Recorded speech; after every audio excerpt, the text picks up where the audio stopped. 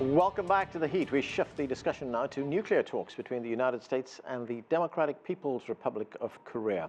During his State of the Union address earlier this week, President Trump said he will soon be meeting with DPRK leader Kim Jong for another summit.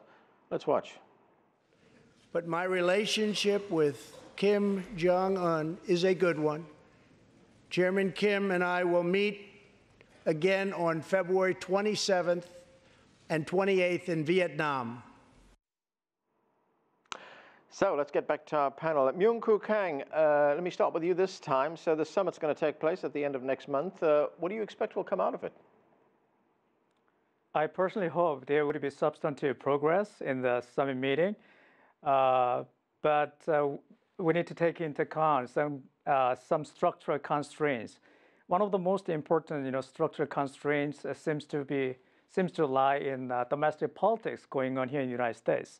As we know well, President Trump is placed in a politically challenging situation because Congress is dominated by the Democratic Party, which is called divided government situation.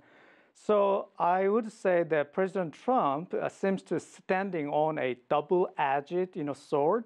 So his some politically difficult situation seems to have motivated him to pursue second summit meeting and achieving some substantive progress through the summit meeting, denuclearization and major big concessions from the North Korean side. And then if that's the case, President Trump can use it for his next year presidential election. To be reelected is most important, his political concern and interest at the moment. But at the same time, if President Trump makes some major big concessions in the negotiation process, I think he would be backfired in domestic politics in Congress. And as we know, there are many skeptics, naysayers, though they don't even, want any kind of diplomatic talks with North Korea, especially the dictator. So under such kind of situations, the current situation, we can expect that if two leaders, Kim Jong-un and then President Trump, the leaders factor can make a breakthrough. But at the same time, considering structural constraints, probably the deal might not be really breakthrough deal. Michael Johns, how big a balancing act, I guess, is this going to be for President Trump? On the one hand, satisfying, well, I guess the opposition here in the United States, as well as his own constituency here in the United States, and at the same time try to get some big deal on a big issue that's escaped all previous presidents before him. Yeah, that's true. If you go back to the original meeting between then President Obama and President-elect Trump in the Oval Office, President Obama at that time had made it clear that he thought the threat of North Korea to developing nuclear weapons and how those weapons would potentially be used was the greatest singular geostrategic threat confronting the United States. And President Trump heard that message very clearly. I don't think there's a lot of political consideration going into this. I mean, the U.S. position on this is consistent of, wanting a denuclearized Korean peninsula. That has to be accomplished one way or another, and everyone hopes that can be done through continued progress in these negotiations.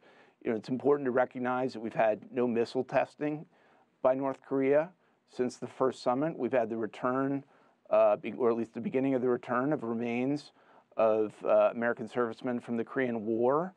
And there's now, I think we're down to brass tacks where the next logical question is, okay, we're committed to denuclearization. Where are the nuclear sites? Where are the development and testing locations? And that, information, I think, has really got to be provided in a transparent way, hopefully with China's support, as part of the next step in moving forward and ultimately toward the goal of removing this dangerous nuclear program, and also the U.S. restoring some degree of relationship, both trade and diplomatic, with North Korea, which would be the final step in a successful progress of this process. All right, Sourabh, what do you make of it? The goal of the talks, of course, is, quote, complete denuclearization of the Korean Peninsula. Is this another case which is another issue that's going to be resolved step by step? Yes, it will have to be resolved step by step. The one point I would say is the goal must be complete, verifiable, irreversible denuclearization. But at this meeting, the goal should be to get to at least 75% or 85% of that point. Don't ask Korea to do it all right away, because there just isn't sufficient trust within the parties. What the U.S. also needs to go in with is a clear grasp of what it is going to offer in terms of corresponding measures that the North Koreans have asked. I know that there's talk about setting up a U.S. liaison office in Pyongyang. There's talk of an end-of-war declaration. There might be relaxation of sanctions. So there's a lot that can be given. There's a lot that can be taken from North Korea, and North Korea has to give a lot, frankly. Yeah. But the point being, at the end of the day, there still isn't that trust, and therefore don't ask for a complete declaration or inventory, but a very substantial one. And I think the North Koreans can go to that point right now. Qinduo Xu, as these two sides talk, trying to get to some kind of agreement, what role is there for China? And of course, we have to remember that China has a lot of influence with Kim Jong. It is his biggest backer. It has leverage with him, doesn't it?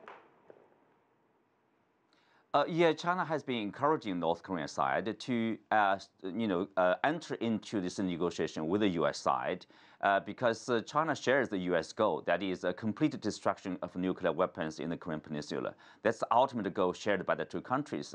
I think North Korea has also made it clear that they will do that. Of course, it's conditional. They want their security to be guaranteed. For example, right now they are pursuing what about the announcement for the end of the Korean War? What about improving the bilateral relationship? What about lifting some of the sanctions at least, so they can have some fresh breath economically? Remember, 90% of their trade goes through China. So China plays a critical role here in terms of sanctions on North Korean side.